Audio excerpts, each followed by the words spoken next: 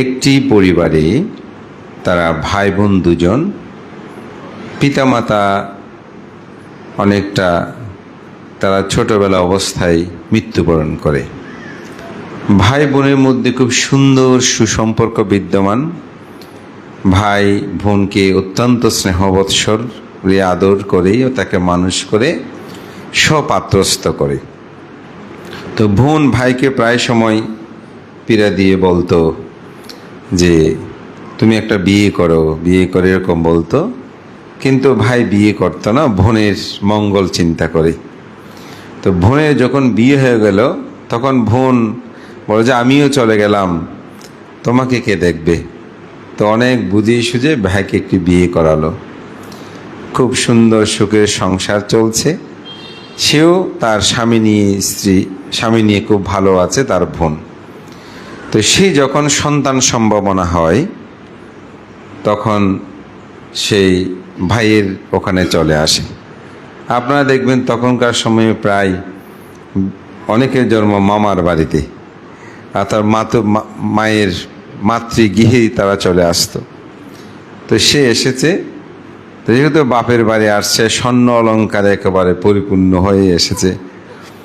তো ভাইয়ের বউ এটা দেখে এই স্বর্ণ অলঙ্কারের প্রতি তার লোভ উৎপন্ন হলো। তো এগুলো কিভাবে নেবে, খুঁজে নিলেও তো মানাবে না, চুরি করে নিলেও মানাবে না। তখন ভাইকে বিবিধ কিছু বুঝাতে শুরু করলো। কে? তার স্ত্রী। ও যে তোমার বোনের যে স্বর্ণ অলঙ্কার, এগুলো নিয়ে নিতে পারলে খুব ভালো হয়। ভাইয়ে প্রথমে এই কথাটা মেনে নেয়, কিন্তু এমনভাবে বুঝিয়ে সুঝিয়ে ফুসলিয়ে তাকে এমন করে ফেললো, বোনের প্রতি একেবারে বিদ্বেষাপন্ন করে ফেললো। শেষান্তে দুজনেই সিদ্ধান্ত নিল যে এই বোনকে তোমার বোনকে একেবারে পাহাড় গভীর অরণ্যে নিয়ে যাবে, সেখানে নিয়ে গিয়ে তাকে হত্যা করে তুমি স্বর্ণ অলঙ্কারগুলো নিয়ে চলে আসবে। যদি তুমি আমাকে প্রকৃত ভালোবাসো, আমাকে তুমি দেখতে পারো। তো একটি কথা আছে, ভালো মানুষ যখন পাপীর সাথে সংমিশ্রণ হয় তখন ভালো মানুষও কিন্তু পাপীর পথে ধাপমান হয়। আমি একদিন ভাবছিলাম যে মহাকারণিক তথাগত বুদ্ধ মঙ্গলসূত্রের মধ্যে 38 প্রকারের মঙ্গলের কথা বলেছেন, কিন্তু প্রথম মঙ্গলটা কি? আপনাকে যদি বলি আপনার জীবনের প্রথম মঙ্গল কি, আপনি বলবেন হয়তো দান, শীল, ভাবনা, অথবা শীল, সমাধি, প্রজ্ঞা বলবেন না, মানতে এগুলো গুরুত্বপূর্ণ। কিন্তু মঙ্গলসূত্রের মধ্যে তথাগত বুদ্ধ প্রথম যে লাইনটি বললেন, আসেবানা সাবালানাং পাণ্ডিতানাঞ্চ সেবানা। আমি ভাবছিলাম যে বুদ্ধ প্রথমে কেন বলছে অসৎ ব্যক্তি থেকে দূরে থাকা, পণ্ডিত ব্যক্তির সেবা করা, তাই না? আসেবানা সাবালানাং, অসৎ ব্যক্তির সেবা করবে না। পাণ্ডিতানাঞ্চ সেবানা, পণ্ডিত ব্যক্তির সেবা করবে। কেন? বুদ্ধ 38 প্রকার মঙ্গলে প্রথমে বলতে পারতো না ভাবনা করো, শীল পালন করো, দান করো, এইসব কিছু না বলে প্রথমেই বুদ্ধ 38 প্রকার মঙ্গলে প্রথমে বলছেন অসৎ ব্যক্তি থেকে দূরে থাকা। কারণ আপনি অসৎ ব্যক্তির সাথে যদি থাকেন, আপনি দান, শীল, ভাবনা, মাতৃপূজা, পিতৃপূজা, কোনো সৎ কাজ আপনি করতে পারবেন না। তাই বুদ্ধ প্রথমেই বললেন যে 38 প্রকার মঙ্গলের মধ্যে যে তোমাকে অসৎ ব্যক্তি থেকে দূরে থাকতে হবে। এটাতেই এই জন্য অসৎ সৎসঙ্গ যদি হয় তাহলে কিন্তু জীবন আর ঠিক মতো থাকে না। এখন এই অসৎ স্ত্রীর সাথে পড়াতে সেও ভাই এত যাকে স্নেহ করত, যার কারণে সে বিয়ে শাদী পর্যন্ত করে নাই, যে বোনের কারণে, যে অন্য ঘরে মেয়ে আসে, বোনকে দেখতে পাবে না, সমস্যা হবে, সেই বোনকেও সেই হত্যা করতে স্বর্ণ অলঙ্কার কেড়ে নিতে রাজি হয়ে গেল। তো একদিন বোনকে বলছে যে তুমি আর আমি তো জীবনে আমরা অনেকবার অনেক জায়গায় গিয়েছি, ঘুরেছি, কিন্তু অনেক দিন তো ঘোরা হয়নি, চলো আমরা দুজনে একটু বেড়াতে যাই। তো বোন বলছে, আমি তো এখন আমার সন্তান সম্ভাবনা আমি, তো সুতরাং আমার পক্ষে এদিক সেদিক ঘোরা তো মানে ভালো হবে না। বলে যে না, তুমি চলো না, আমরা একসাথে একটু ঘুরে আসি। তো ভাই যখন বলছে সে রাজি হয়ে গেল। তো একটি গাড়ি করে, তখনকার সময় তো গরুর গাড়িগুলো ছিল, এরকম গাড়ি করে তাকে গভীর জঙ্গলে নিয়ে গেল।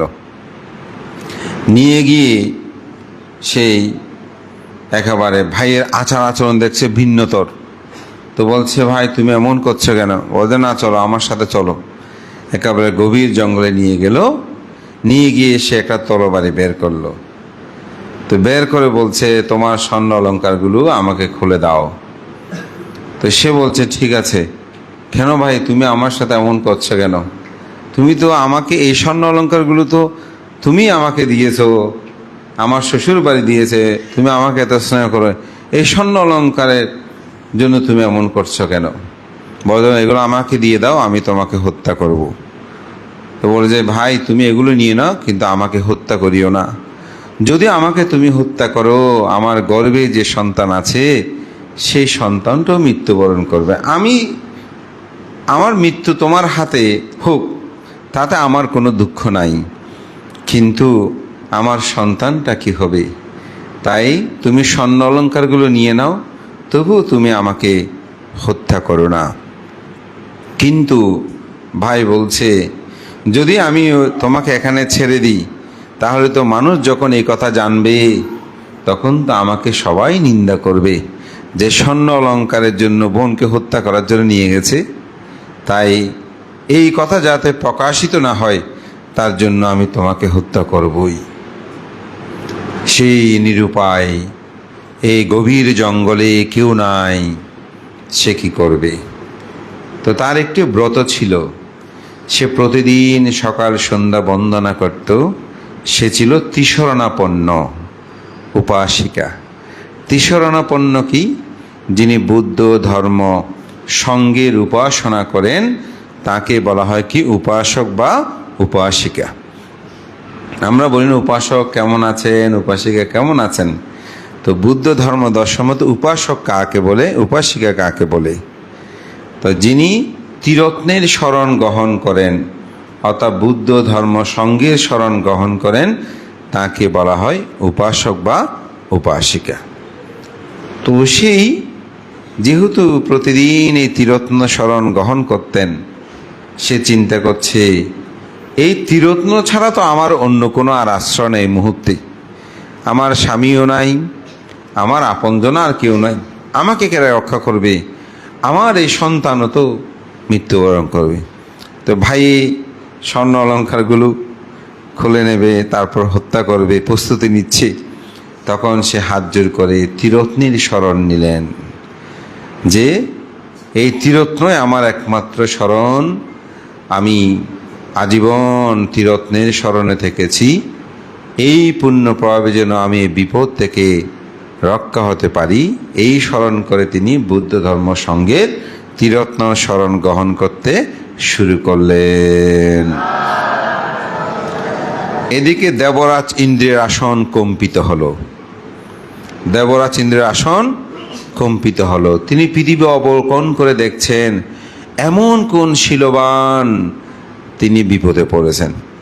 দেখতে পেল এক ত্রিশরণাপন্ন উপাসিকা, তিনি বিপদে পড়েছেন। তার ভাই তাকে স্বর্ণ অলঙ্কারের জন্য হত্যা করবে।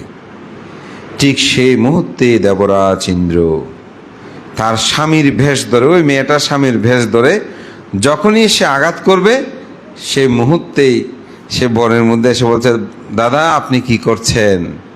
এই ডাকটা শোনার সাথে সাথে তার তরবারি হাত থেকে পড়ে গেল। লজ্জিত হয়ে সে দূরে পালিয়ে গেল। এখানে তার রক্ষা হলো। এটাই হচ্ছে ত্রিরত্নের গুণ। এখন হয়তো অনেকে বলবে, ভান্তে এটা কি সম্ভব? আমি একটা বাস্তব উদাহরণ বলি। আমাদের পরম শ্রদ্ধেয় ত্রয়োদশ সঙ্গরাজ, যিনি 21শে পদক প্রাপ্ত, যিনি শিলগুণে বিভূষিত একজন মহান পুণ্যবান পুরুষ, পরম শ্রদ্ধেয় প্রয়াত ডক্টর জ্ঞানশ্রী মহস্তবীর মহোদয়, ওনার নাম আপনারা শুনেছেন, জানেন সবাই। তো শ্রদ্ধেয় ভান্তে একদিন আমাকে বলেছিল, লোকজিৎ, ত্রিরত্ন স্মরণ কেমন জানো? তো বলার একটা কারণ ছিল, তিনি দীর্ঘকাল সে খাগড়াছড়ির দিঘিনালাতে দশবল বৌদ্ধবিহারে তিনি প্রতিষ্ঠাতা, সেখানে অবস্থান করেছিলেন। তো সেখানের একটি ঘটনা বলতে গিয়ে ভান্তে আমাকে বলছেন, ওখানের এক ব্যক্তি ওনাকে সন্ত্রাসী মনে করে ধরে নিয়ে গেছে। মানুষটা কিন্তু খুব পরিচিত ব্যক্তিত্ব। তো ধরে নিয়ে যাওয়ার পর ওনাকে হত্যা করার জন্য নির্দেশ দিল। কাকে কে দিয়েছে আমি সঙ্গত কারণে সেইগুলোর নাম বলছি না।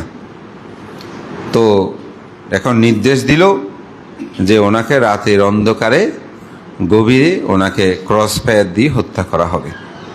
ক্রস ফায়ার গুলি করে হত্যা করবে। তো যখন রাত গভীর হলো, খবর হয়ে গেল যে ওনাদেরকে রাত্রেই গুলি করে মেরে ফেলা হবে। তুমি চিন্তা করছে, এখন তো গভীর রাতে তো হয়তো একটা দুইটায় আমার মৃত্যু হবে, এখন আমি কি করব? যাক, আমি বুদ্ধ ধর্মের একটু স্মরণ করি।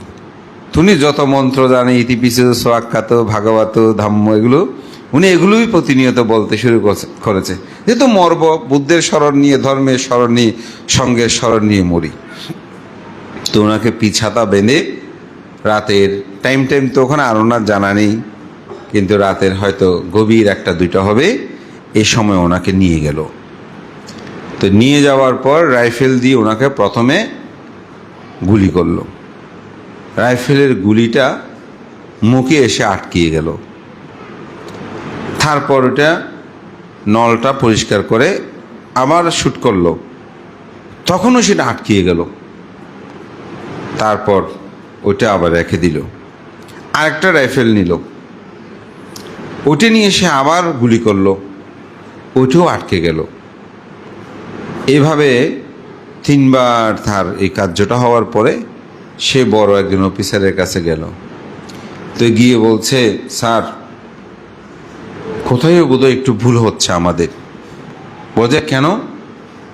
বলছি, এই লোকটাকে আমি স্যার আপনার নির্দেশে আমি 3বার ওনাকে ফায়ার করলাম, 2বারে একটা রাইফেলে আটকে গেল, পরেরটা বন্দুক চেঞ্জ করে, রাইফেল চেঞ্জ করে যখন সেটা দিয়ে গুলি করলাম, সেটাও আটকিয়ে গেল। তো এখন স্বাভাবিক মানুষ তো বলছে, ঠিক আছে, ওনাকে আর মেরো না, আজকে রেখে দাও, দেখি কি হয়। তো সকাল হতে হতেই গোয়েন্দা তথ্য চলে আসছে, আসলে মানুষটা নিরপরাধী, অপরাধী নয়। তো তাকে ছেড়ে দিল। তিনি সোজা এসে বাড়িতে যায়নি, শ্রদ্ধেয় আমাদের ডক্টর জ্ঞানশ্রী মহোৎসবের মহোদয়ের কাছে চলে আসলেন। এসে দশবল বুদ্ধবিহারে তিনি বুদ্ধকে বন্দনা করে ভান্তেকে তিনি এই বিষয়টা খুলে বললেন। বলার কারণটা ছিল, ভান্তে হয়তো কোনো না কোনো সময় দেশনায় বলেছেন, যারা বুদ্ধ ধর্ম সঙ্গে ত্রিরত্নের শরণ গ্রহণ করে তারা সমস্ত আপদ বিপদ থেকে রক্ষা পায়। আমরা এরকম বলি না, ওই রকম হয়তো ভান্তে কোথায় দেশনায় বলেছেন। তিনি এসে বললেন, ভান্তে, আপনি যে বলেছিলেন ত্রিরত্নের শরণ গ্রহণ করলে মানুষ আপদ বিপদ থেকে রক্ষা পায়, ভান্তে, আজকে আমার জীবনে আমিও এই ত্রিরত্ন শরণে রক্ষা পেলাম।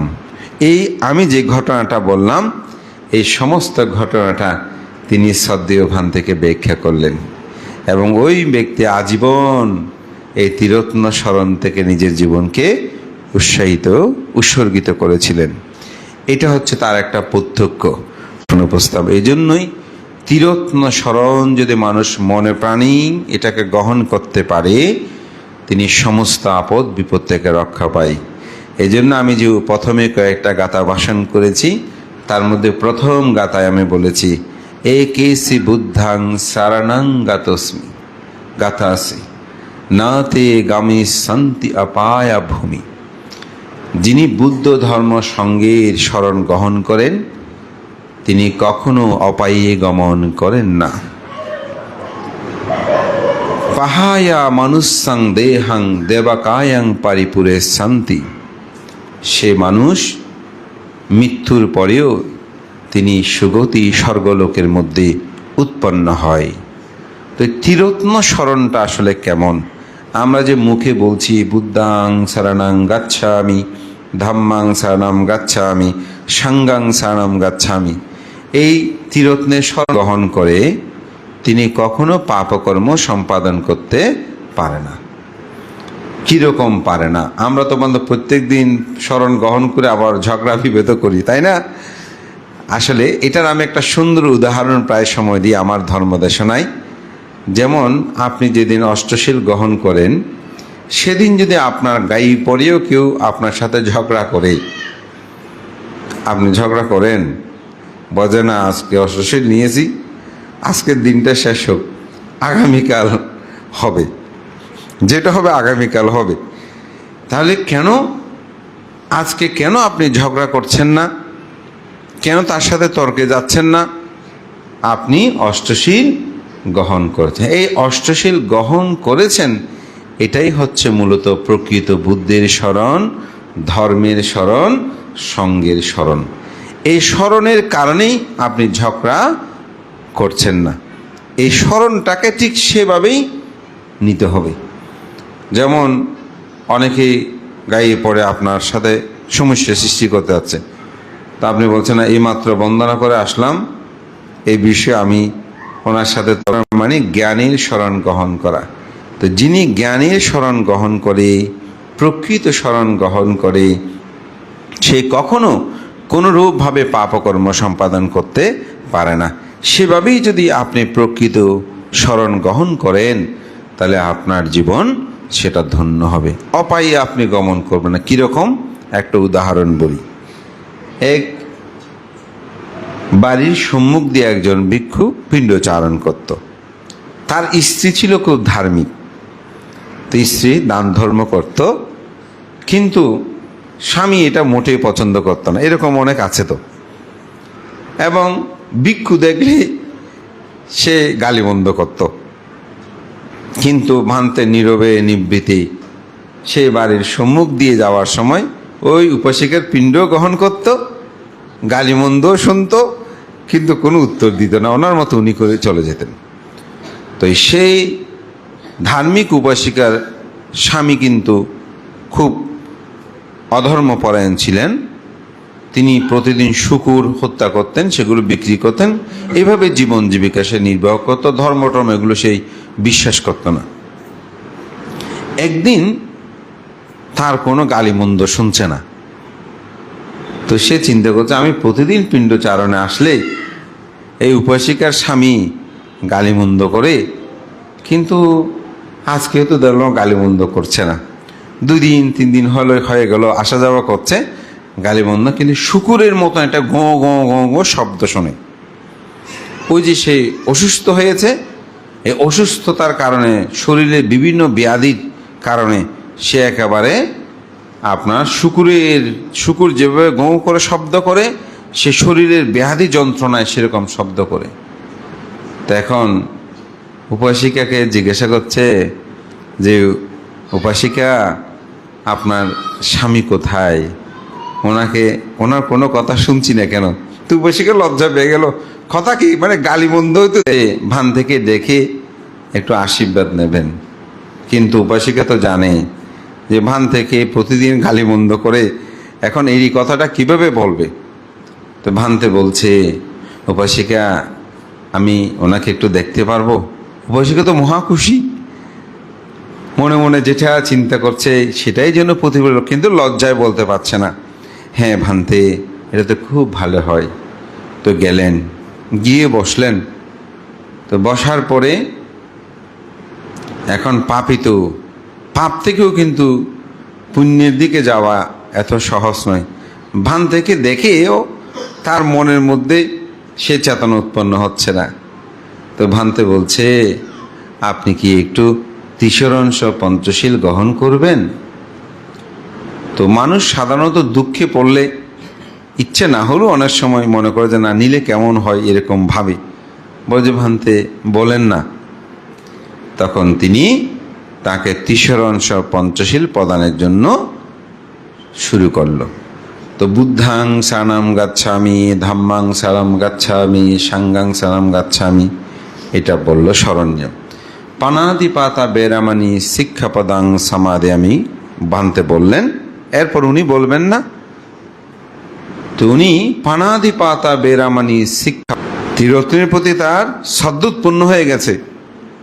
অনেক সময় দেখবেন আমার মন ইচ্ছে করছে না আমি ধর্ম করব, কিন্তু দেখি বানতে সূত্রপাঠ করতে একটু শুনি, দেখবেন কিছুক্ষণ শোনার পর মনটা ভালো হয়ে যায় না? ইচ্ছে না হলেও অনেক সময় দেখবেন যে মনটা ভালো হয়ে যায়। আমার অনেক সময় এরকম হয়েছে যে আজকে শরীর ভালো লাগতেছে না, বন্দনায় যাব না। তো পরে চিন্তা করতেছি সবাই বন্দনা করতেছে, একটু যাই। হ্যাঁ, তো গিয়ে বসলাম, কিছুক্ষণ বন্দনা করার পর মনে হয় যে না, খুব চিত্তটা প্রসন্ন হয়ে গেছে, মনটা ভালো হয়ে গেছে।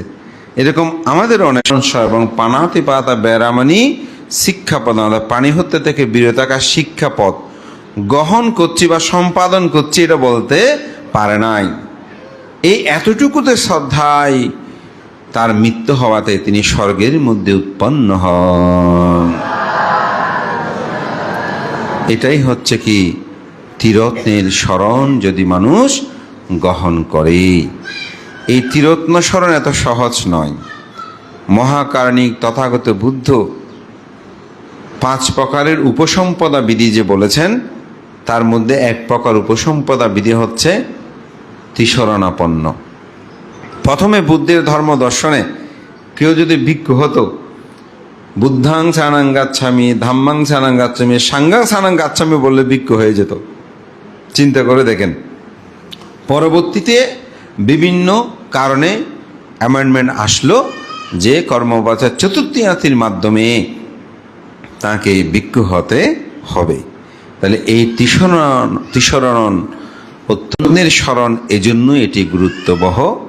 যারা এই ত্রিরত্নের স্মরণ গ্রহণ করে প্রতিপালন করে, তারাই সমস্ত দুঃখ থেকে তারা কি করে মুক্তি লাভ করতে পারে। তো এই ত্রিরত্ন স্মরণের অনেক কাহিনী আছে। একটি শ্রীলঙ্কার কাহিনী বলি আপনাদেরকে। শ্রীলঙ্কায় একজন বিখ্যাত রাজা ছিলেন, তার নাম ছিল তিস্য রাজা। তো তিস্য রাজার একজন রাজগুরু ছিল, তার নাম ছিল তিস্য মহস্তবীর। তো তিস্য মহস্তবীর রাজবাড়িতে অগাধে তিনি মানে যে কোনোভাবে তিনি সেখানে সবসময় আনাগোনাতে যাওয়া আসা করতে পারতেন। তাকে খুব শ্রদ্ধা করতেন, রাজগুরু হিসেবে তিনি সর্বাধিক পরিচিত। তো তিস্য রাজা একটা সমস্যা হলো। সমস্যা হয়েছে, তিস্য রাজার একটা ছোট ভাই ছিল, ভাইয়ের সাথে তিস্য রাজার স্ত্রীর একটি গোপন সম্পর্ক রচনা হয়। তো রাজা সেটা জানতে পেরে ভাইকে তো আর হত্যা করতে পারছে না, তাকে নির্বাসিত করলো, অর্থাৎ অন্য একটা জায়গায় তাকে পাঠিয়ে দিল। তখনকার সময় সেরকম করতো, কোনো দ্বীপের মধ্যে কোনো জায়গায় অনেককে দিয়ে দিত। এখনও অনেক দেশগুলোর জেলখানা যেগুলো আছে, কারাগার, ওগুলো সব দ্বীপের মধ্যে থাকে, ওখানেই নির্বাসিত দেয়। এবং পৃথিবীতে অনেকগুলো দেশ সৃষ্টি হয়েছে এরকম আসামিদেরকে সেখানে পাঠিয়ে দিত। যেমন অস্ট্রেলিয়া, এই অস্ট্রেলিয়া কিন্তু আদি মানুষ থাকলেও অস্ট্রেলিয়া যারা এখন পরিচালনা করে ডেভেলপ হয়েছে, এই মানুষগুলো ব্রিটিশ থেকে যারা অপরাধ করতো ওদেরকে স্টিমারে করে নিয়ে অস্ট্রেলিয়া দ্বীপের মধ্যে পাঠাই দিত, মানে ওখানেই নির্বাসিত থাকবে। তো এটা আদিকাল থেকে ঘটনা আমি বলছি। তো তিস্য রাজা কি করেছেন, ভাইকে নির্বাসিত করলেন, কিন্তু সে সেখানে গিয়ে এ প্রণয় কোনো ক্রমে সে ত্যাগ করতে পারছে না। সে চিন্তা করছে আমি কিভাবে আমার সে অর্থাৎ তার প্রণয়ী বধূকে সে নিয়ে যাবে, এটা নিয়ে সে ভাবছে। তো ভাবতে ভাবতে সে একটা শ্রমণ, সে তো রাজ পরিবারের না, তারও তো অনেক বুদ্ধি ক্ষমতা আছে। তো সে একটা শ্রমণকে ঠিক করলো, শ্রমণের সাথে তার একটা সম্ভব, তুমি গিয়ে তিস্য মহস্তবীরের সেবা যত্ন করবে, ওনার মন জয় করবে। ওনার মন জয় করে তুমি এই রাজবাড়িতে প্রবেশ করবে। যখন যাওয়া আসা করবে আমি তোমাকে একটা চিরকুট দেব, এই চিরকুটটা তুমি ওখানে পৌঁছে দেওয়ার ব্যবস্থা করবে। তো রাজা, তিস্য রাজা, এই রাজগুরু তিস্য মহস্তবীরকে তো প্রতিদিন পিণ্ডদান করত। তো রাজবাড়িতে তিনি প্রতিদিন যাওয়া আসা করতেন। এখানে একটি কথা বলতে হয়, সেটা হচ্ছে যে তিস্য মহস্তবীরের কাছে কিন্তু তিস্য রাজার ভাই লেখাপড়া করত। যেমন আগেকার সময় কিন্তু আমাদের বিহারগুলো শিক্ষা কেন্দ্র ছিল, এখানে এসে অনেকে লেখাপড়া করত, স্কুল ছিল না।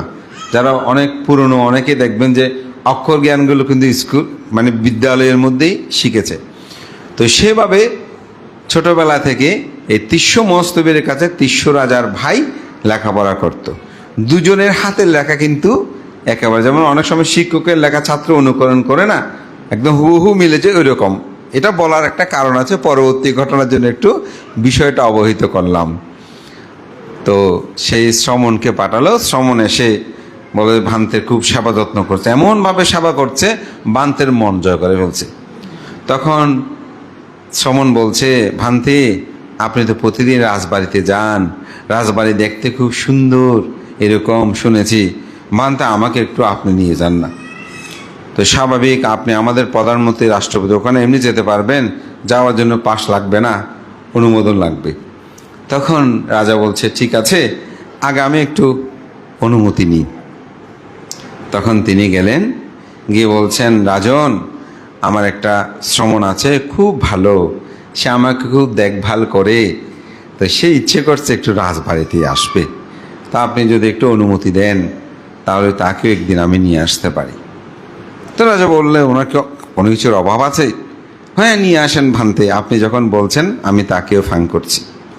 তো রাজবাড়িতে সাধারণত প্রত্যেক দিন রানী তা ভান্তেদেরকে সৈন দান করে। তো সৈন দানটা আসলে আমাদের দেশে যেরকম লাইন ধরে করে সেরকম না। আমি নিজেও বার্মাতে একবার পিণ্ডচারণে গিয়েছিলাম, মন্ডুতে।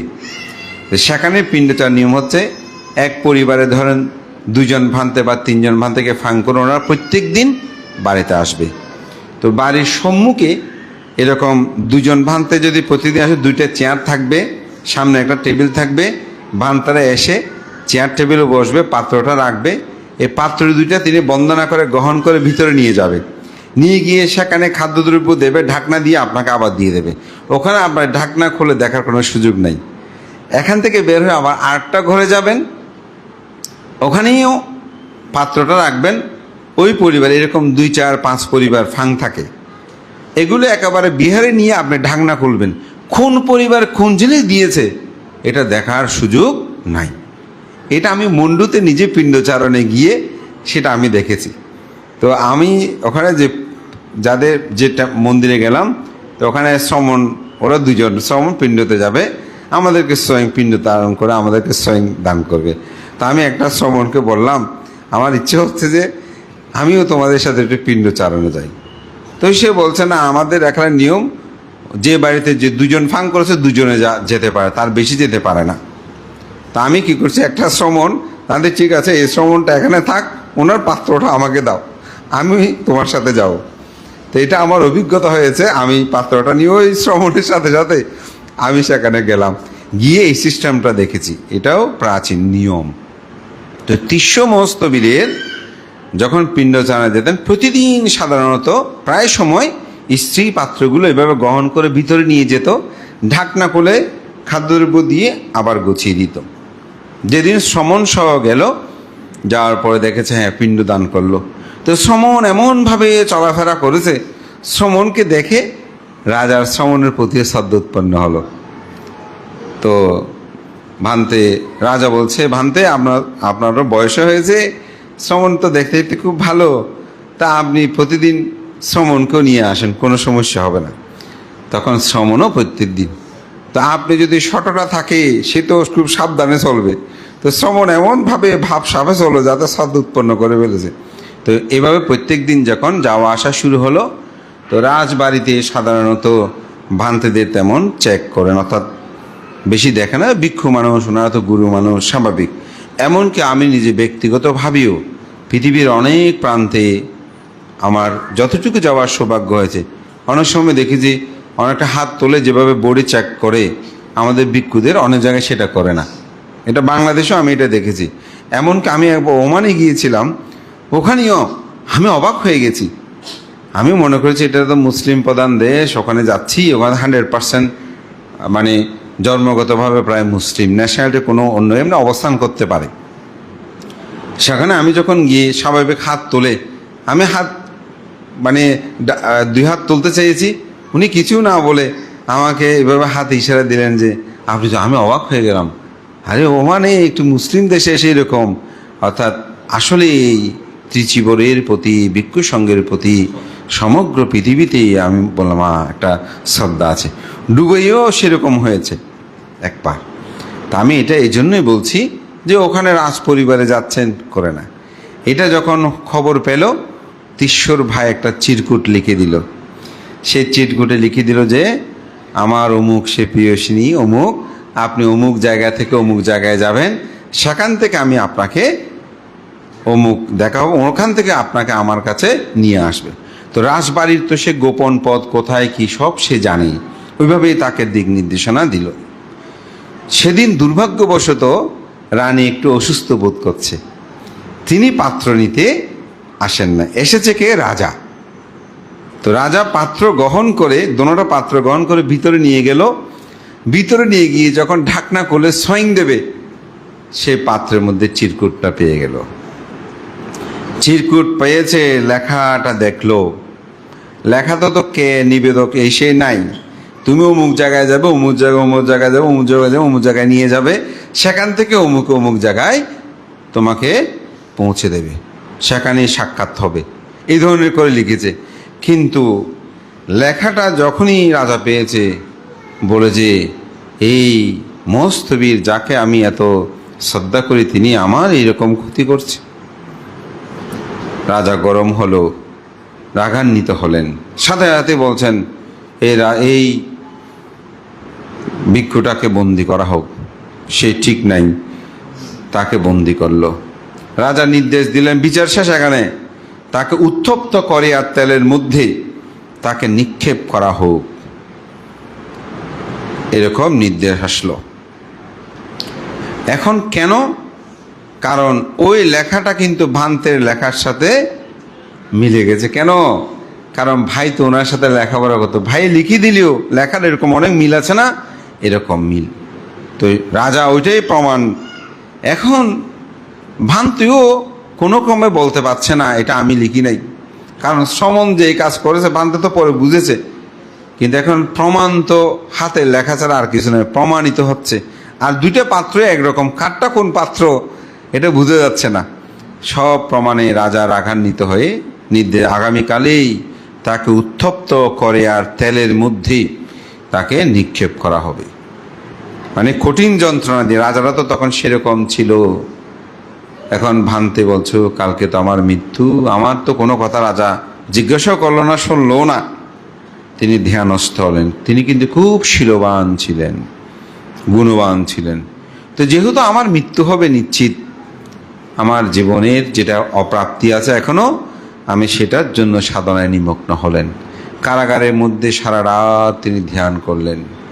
সকাল হতে হতেই তার জন্ম জন্মান্তরের পুণ্য পারামিতায় তিনি প্রথমে শ্রোতাপত্তি, তারপর শ্রোতাপত্তি ফল, সকিতাগামী ফল, অনাগামিত্ব ফল, পর্যবসনতার সর্বশেষে অরহত্ব ফলে তিনি প্রতিষ্ঠিত হলেন। তো ভালো কাজে মানুষ ডাকলেও সহজে পাওয়া যাবে না। এখানে আপনারা সবাই আসতে সময় লেগেছে না?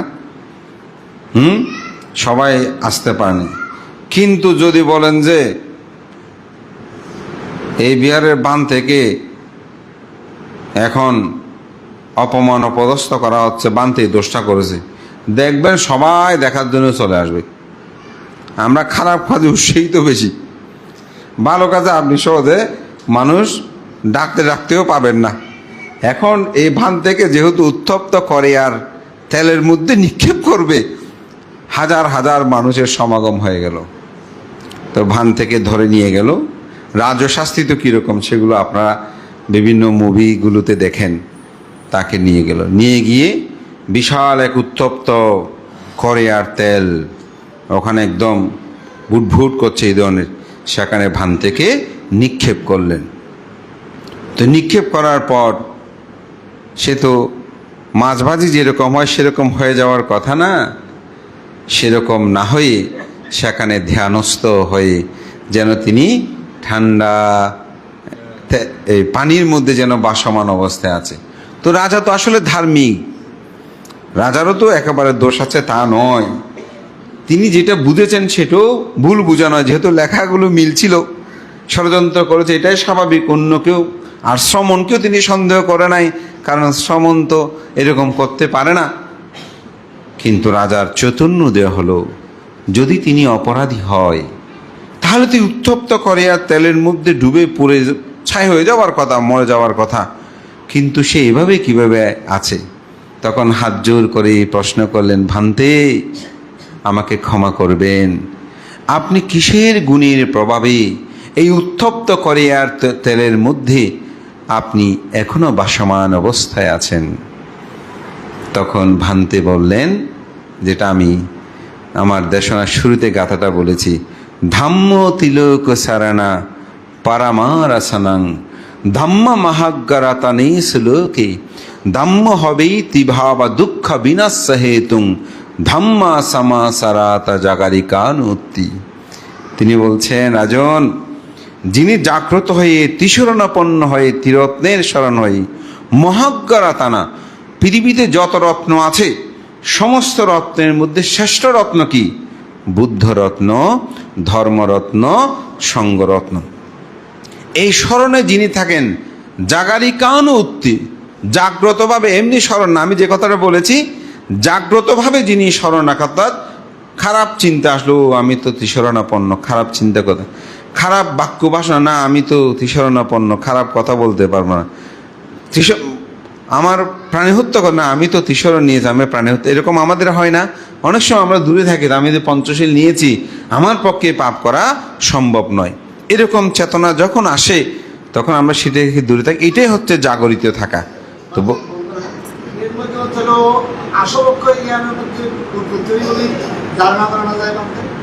অরহৎ মানে আসবক্ষয় জ্ঞান, তো আসবক্ষয় জ্ঞান মানে অরহৎ। তো ধর্মপ্রাণ প্রিয় উপাসক উপাসিকা বিন্দু, যার কারণে সে বলতে আমি মহাজ্ঞ রতন, অর্থাৎ সর্বশ্রেষ্ঠ রত্ন হচ্ছে কি এই ত্রিরত্ন, জাগারিকান জাগরিত হয়ে আমি এটা যেহেতু পালন করেছি, এই ত্রিরত্নই আমাকে কি করেছে? রক্ষা করেছে। তখন আবার প্রার্থনা করলেন, ভান্তে আপনি নির্দোষ হয়েছেন, তবুও কেন আপনি এই উত্তপ্ত করে আর তেলের মধ্যে নিক্ষিপ্ত হয়েছেন? আজও কিন্তু পণ্ডিত, তিনি প্রশ্ন করছেন, ভান্তে আপনি নিরপরাধী, এটা আমি বুঝেছি এখন, কিন্তু এর পরেও কেন আপনি উত্তপ্ত করে আর তেলের মধ্যে নিক্ষিপ্ত হয়েছেন? কেন আমি এটা করেছি? তার একটা কারণ আছে না? তখন তিনি বলছেন, রাজন, আমি অতীত জন্মে আমি রাখাল বালক হয়ে জন্মগ্রহণ করেছিলাম। তো একদিন দুগ্ধ গরম করার সময় কড়াইয়ের কারা আছে না, ওখানে একটা মাছি বসা ছিল। আমি ঢাকনাটা দেওয়ার সময় মাছিটাকে লক্ষ্য করেছি যাতে দুধে পরে মরে যায়, সেই চেতনা করে আমি রাগান্বিত হয়ে ঢাকনাটা দিয়েছিলাম। এই মাছিটা ওই উত্তপ্ত দুধের মধ্যে পরে মৃত্যুবরণ করে। এই কর্ম বিপাকে আমি বহু জন্ম জন্মান্তর দুঃখ ভোগ করেছি। এই জন্মে আমাদের যে উপাসক বলেছেন, আসব ক্ষয় হওয়ার পরেও, অর্থাৎ অরহৎ হওয়ার পরেও আমাকে এই কর্ম বিপাক ভোগ করতে হয়েছে। এই জন্য আমি এই কর্ম বিপাক ভোগ করেছি। তা আমি যেটা বলছি, ত্রিরত্ন স্মরণ যদি মানুষের থাকে, নীতি আদর্শময় জীবন যদি থাকে, জাগরিত থাকে, তার জীবনটা কি হয়? রক্ষিত হয়। এটাই হচ্ছে ত্রিরত্নে স্মরণের মহাগুণপনা। আপনারা নিজেদের জীবনেও অনেক ক্ষেত্রে যখন আপদ বিপদ হয়, ভয় ভীতি উৎপন্ন হয়, তখন আপনি যদি গভীর শ্রদ্ধা চিত্তে আপনি যদি ত্রিরত্ন স্মরণকে স্মরণ করেন, দেখবেন সেখান থেকে আপনি অবশ্যই মুক্তি লাভ করতে পারবেন। এরকম অসংখ্য উদাহরণ ত্রিপিটক সাহিত্যে কিন্তু রয়েছে, যদি যথাযথভাবে তিসরণ। এই তিসরণাপন্নতায় হচ্ছে আসলে প্রকৃত উপাসক উপাসিকা। তো ত্রৈমাসিক বর্ষাব্রত অধিষ্ঠান এটি গুরুত্ববহ। একটা কঠিন চিবর দানের সাথে একটা সম্পর্ক যুক্ত। কারণ এই ত্রৈমাসিক বর্ষাব্রত যদি একজন ভিক্ষু বর্ষাব্রত অধিষ্ঠান না করে, তাহলে তার পক্ষে কঠিন চিবর লাভ করাটা সম্ভব নয়। এটাকে মূলত বর্ষাবাসটা ভিক্ষুদের জন্য প্রজ্ঞাপিত, কিন্তু এই সুযোগে আমাদের দায়িকারা কি করেন, যে ভান্তেকে ফাং করেন। ভান্তে 3 মাস পর্যন্ত আমরা আপনাকে ফাং করছি, চতুর্পত্যয় প্রদান করব। সেজন্য দেখবেন ওয়া খরচ একটা আছে না, এই ওয়া খরচটা 12 মাসে দেওয়ার কথা না, তা আপনারা 12 মাসে না দিয়ে শুধু 3 মাস দেন কেন? এবং এটা বাধ্যতামূলক দিতে হবে কেন? ওই 3 মাস ফাং করেন যে বান্ধ, আর 9 মাস আপনি দিলেও কিছু বলার নাই, না দিলেও কিছু বলার নাই। কিন্তু যে 3 মাস ফাং করবেন, ওই 3 মাস ভিক্ষুর চতুর্পত্যয় আপনাকে যথাযথভাবে প্রদান করতে হবে। তো বুদ্ধের সময়কালে কি করতেও 1-2 ভিক্ষুর সামর্থ্য অনুসারে রাজা মহারাজা যারা ছিল, কেউ 10 জন, কেউ 5 জন, কেউ 20 জন, কেউ 100 জন, কেউ 500 জন কুটির নির্মাণ করে দিত। ভান্তেদেরকে বলতো, ভান্তে আর আপনারা পর্যটন করবেন না, আগামী 3 মাস পর্যন্ত আমি কুটির নির্মাণ করেছি, এখানে আপনাকে ফাং করছি। এই 3 মাস পর্যন্ত সেখানে দানাদি কর্ম সম্পাদন করত। এই দানাদি কর্ম সম্পাদনে দায়করা 3 মাস পর্যন্ত ভান্তের ধর্ম দেশনা শ্রবণ করত, ধর্মময় জীবনযাপন করত, দান কর্মগুলো সম্পাদন করত। এবং যেদিন শেষ হতো সেদিন তারা একটা প্রার্থনা করত। এই প্রার্থনার মধ্যে কেউ বুদ্ধ হওয়ার প্রার্থনা করত, কেউ শ্রাবক হওয়ার প্রার্থনা করত, কেউ নির্বাণ লাভ করার প্রার্থনা করত, কেউ শ্রোতাপত্তি লাভ করার প্রার্থনা করত। এগুলো ত্রিপিটকের গ্রন্থগুলো আপনারা যদি অধ্যয়ন করেন, পড়েন, দেখবেন ওখানে এরকম অনেক কি আছে, উদাহরণ আছে। আমাদের বুদ্ধগণের জীবনেও বুদ্ধত্ব প্রার্থনা করার জন্য ওনারা ভান্তেদের ভিক্ষুদের ফাং করতো, 3 মাস পর্যন্ত দান করত। দান করার পরে যেদিন অনুমোদন করত পুণ্যে প্রবরণা, সেদিন প্রার্থনা করত, আমি যে 3 মাস ভিক্ষু সংঘকে দান করেছি, এই দানের প্রভাবে যেন আমি বুদ্ধ হতে পারি, আমি যেন শ্রাবক হতে পারি, আমি যেন পুরুষ হতে পারি, আমি যেন, এভাবেই প্রার্থনা করত। তা আমাদের আচার্যগণ এটিকে আরও সমুন্নত করার জন্য উপাসক উপাসিকারা যেহেতু সবাই সমবেত হয়, তাদেরকে নিয়ে এই উপাসতিক একটা সঙ্গদান অষ্টবহিষ্কারের ব্যবস্থা, এটা সম্মিলিত দান বলা হয়। অর্থাৎ আমরা সবাই মিলে এই দানকর্মটা যেন সম্পাদন করি। তো এই দানটার সাথে একটা অসদৃশ্য দানের একটা বিষয় আছে। বুদ্ধের জীবন দর্শনে একটি অসদৃশ্য দান বুদ্ধগণ লাভ করেন, অর্থাৎ এটার সাথে আর কোনো দানের তুলনা হয় না। এই দানটা বুদ্ধগণের জীবনে একবার মাত্র লাভ হয়। এটা একক কেউ দাতা হয় না, এটা সার্বজনীন দাতা হয়। তো আমাদের আচার্যগণ এটা প্রবর্তন করলেন যে এটা কোনো ত্রিপিটক শাস্ত্রের উপাসতিক কোনো সংগঠন আমি পাই নেই, কিন্তু আমাদের আচার্যগণ যারা উপসশীল গ্রহণ করে, 3 মাস বর্ষাবাসের মধ্যে তারা শিলাদি প্রতিপালন করে, তারা সবাই সম্মিলিতভাবে তাদের পরপারগত জ্ঞাতিগণকে স্মরণ করে যেন একত্রিতভাবে দান করে। তো এই দানটা কিন্তু গুরুত্বপূর্ণ বেশি, কিন্তু এই দানটা প্রায় ক্ষেত্রে হয় দুর্বল। বানতে কেমন, আমাদের ব্যক্তিগত যদি মানসবাবু দান করে, অরুণবাবু বা এখানে যারা আছেন, ওনারা দান করার সময় ওদের দানীয় দ্রব্য, দানের আয়োজন যত বিশাল সুন্দর হয়, এই পদুবাসী সবাই মিলে যে দানটা করবেন, সে দানটা তত হয় কিনা আপনারা বিবেচনা করবেন, আমি বলবো না।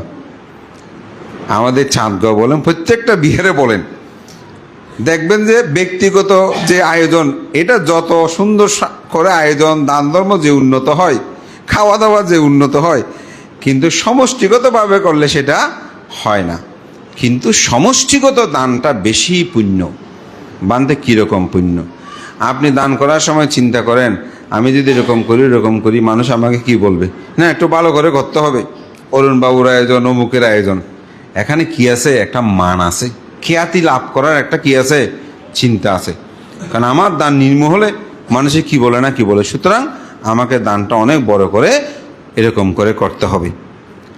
ইচ্ছা না থাকলেও মান সম্মানের কথা চিন্তা করে করেন, একটু নাম হওয়ার জন্য। কিন্তু আজকে যে দানটা করেছেন, এখানে তো কোনো তালিকা নাই, কে কি দান করেছে কোনো কিছু নাই, অর্থাৎ সমষ্টিগত দান। এই দানের মধ্যে আত্মপ্রচার নাই, এটা নির্লিপ্ততা বেশি থাকে। কোনরূপ এখানে দানের তার মধ্যে খ্যাতির ইচ্ছা চেতনা রাখতে সে পারে না। এই জন্য অঙ্গুত্তনিকে বুদ্ধ বলেন দান বহু প্রকার।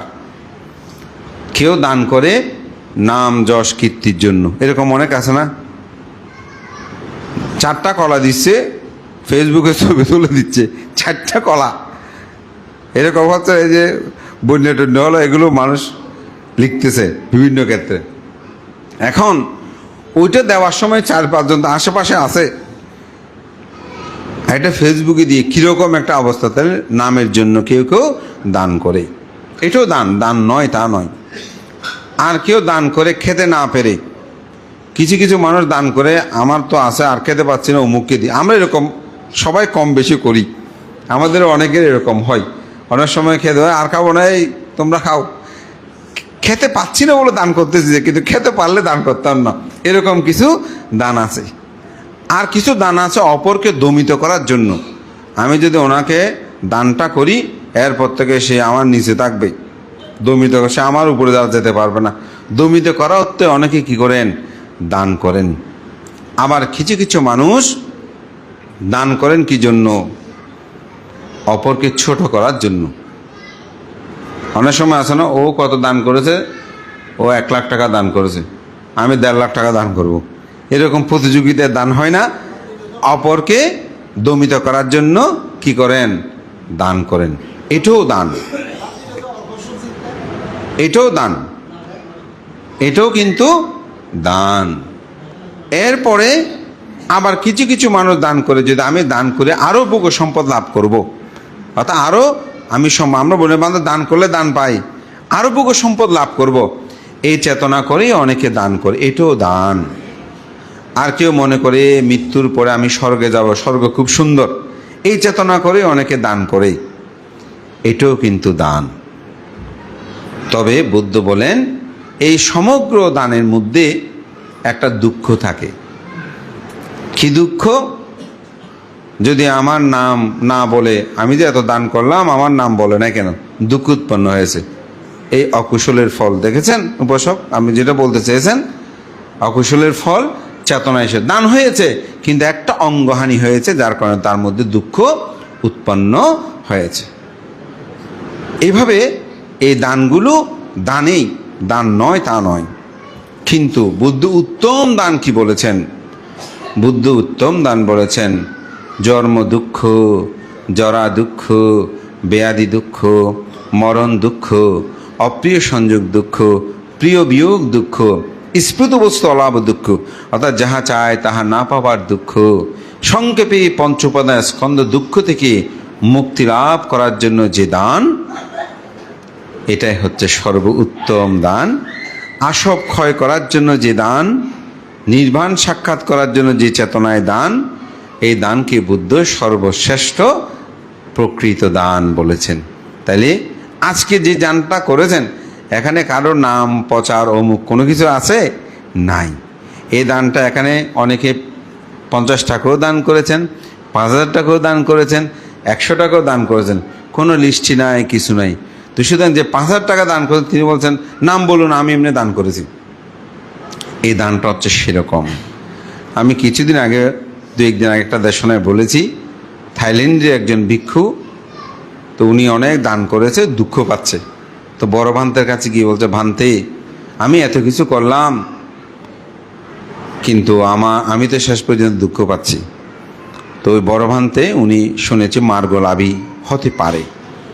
তো উনি বলছেন, ওনার যে ভান্তেটা বলছে ওনার নাম সুগত, ওদের সুগত তুমি যে দান করেছো এটা সত্য তো? বজ্রপান্তে সত্য। তুমি সেটা সত্য বলে জানো, আর বেশি কিছু জানার তুমি চেষ্টা করো না। তুমি যে দান করেছো এটা কি সত্য, এই সত্যটা তুমি জানো। আমার ব্যক্তি জীবনী এই কথাটা খুব বেশি রেখাপাত করেছে। অর্থাৎ আমি দান করেছি এটা সত্য, আমি শীল পালন করি এটা সত্য, আমি ভাবনা করি এটা সত্য। এটা কেউ বলবে না বলবে এটা তুমি চিন্তা করো না, সত্যটাই তুমি অন্তর্জগতে সত্য বলে ধারণ করো, দেখবে সেখানেই তুমি প্রসন্নতা লাভ করবে। সুতরাং আজকে এই ত্রিরত্ন স্মরণটা তেমনই, এটিকে নিজের অন্তর্জগতে ধারণ করুন। যেভাবে আজকে সম্মিলিত দান, এখানে এমন দান করবেন। আমার পাঠ্যান পাঠ অনুষ্ঠানে এক উপাসক 12,000 কত টাকা মুড়িয়ে ওই যে সূত্রপাঠ শুনে যাওয়ার সময় একটা শ্রদ্ধা দান দেয়, একটা থালার মধ্যে দক্ষিণের ওখানে দিয়ে গেছে। তো ওখানে একজন উপাসক দায়িত্ব আছেন। তো সাধারণত 200-300 টাকা দিলে ওখানে থাকে, কিন্তু 500 টাকা দিলে ওইটা আমাদের হাতে দেয় বা কমিটির হাতে দেয়।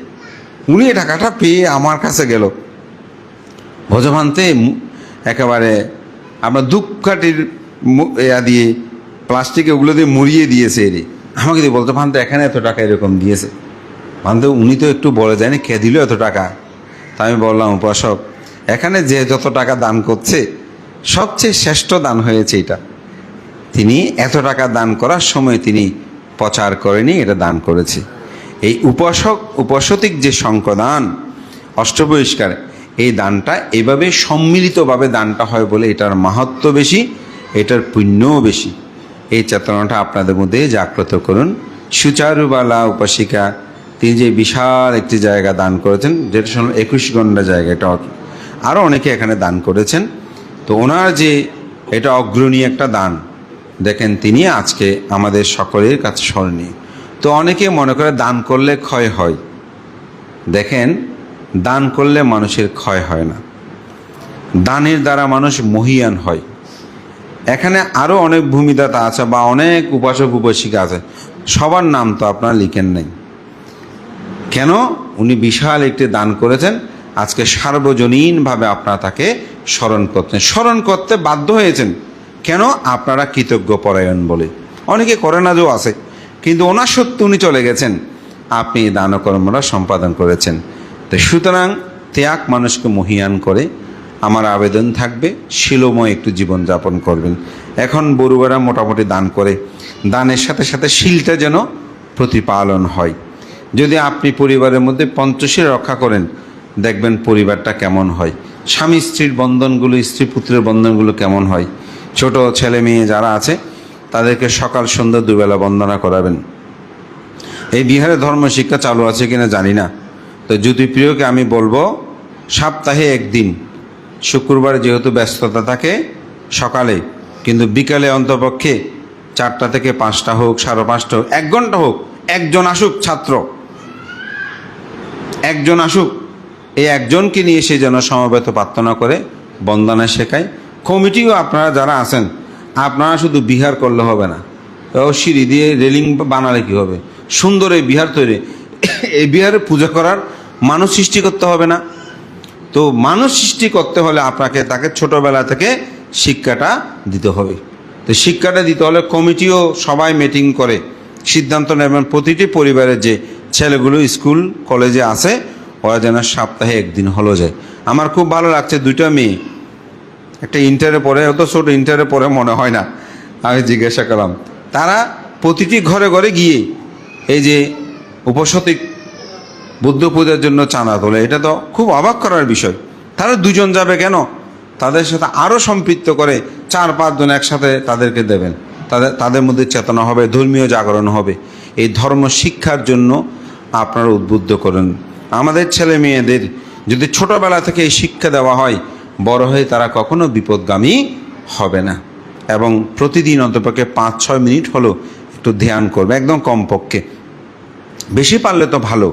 এভাবে একটি ধর্মীয় জাগরণ আমাদের মধ্যে সৃষ্টি করতে হবে। তো আমি এখানে বিহার কমিটি যারা আছে তাদেরকে বলবো, আগে করে নিয়ে আজকে থেকে শুরু করবো, অসুবিধা কি? এটা সৃষ্টি করে একজন হোক, এই একজন দিয়ে অনেক কিছু করে। আমি যখন 2007 সালে আমার ওখানে ধর্ম শিক্ষা চালু করি, মাত্র 34 জন ছাত্র ছিল।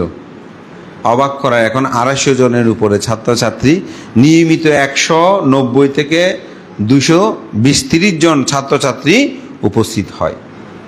তো মাঝে মধ্যে কমে বাড়ে হবে, তো কিন্তু আমাদেরকে এটা চালু করতে হবে। তো জ্যোতিপ্রিয়কে আমি বলবো সেটা যেন হয়, শুধু বিহার করলাম মুখ করলাম তা না, এগুলো রক্ষা করার জন্য প্রজন্মদেরকে আমাদের সৃষ্টি করতে হবে। শ্রদ্ধেয় সভাপতি প্রমুখ সঙ্গের প্রতি বন্দনা জানিয়ে আবারও আমি কৃতজ্ঞতা জানাই পদুয়া ত্রিরত্ন বিহারের সকল উপাসক দায়ীদেরকে বিন্দু আমাকে যে আহ্বান করলেন আজকে সম্মান শ্রদ্ধার গৌরবে, এবং শ্রদ্ধেয় সভাপতি সহ মহান সংঘ আমাকে এককভাবে ধর্মদান করার সুযোগ, তার জন্য কৃতজ্ঞতা জানিয়ে আজকে আমার যে আলোচ্য বিষয় ছিল ত্রিরত্নের স্মরণে মানুষ কিভাবে মুক্তি লাভ করে, ত্রিরত্নের স্মরণে মানুষের জীবন কিভাবে সুন্দর হয়, তার একটি দিক নির্দেশনা এখানে উপস্থাপনা করেছি।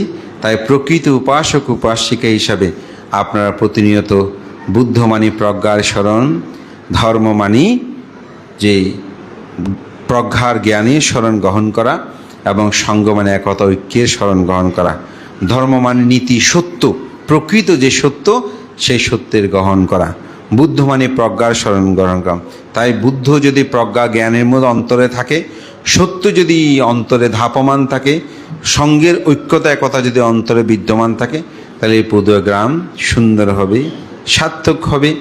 আপনারা সবাই জীবে একতাবদ্ধ, সে একতাবদ্ধময় জীবনযাপন হয় এই প্রত্যয় ব্যক্ত করে আপনাদের সকলের উত্তর শ্রীবৃদ্ধি কামনা করে শ্রদ্ধেয় সভাপতি ভান্তের প্রতি আবারও বিনম্র শ্রদ্ধা অর্ঘ্যবন্দনা নিবেদন করে প্রয়াত সকল জ্ঞাতিবর্গ এবং সুচারুবালা উপশিকার পালৌকিক সদ্গতি ঊর্ধ্বগতি কামনা করে পুণ্যদান করে আমার নাতি দীর্ঘ ধর্মকথা এখানেই শেষ করছি। জগতের সকল প্রাণী সুখী হোক।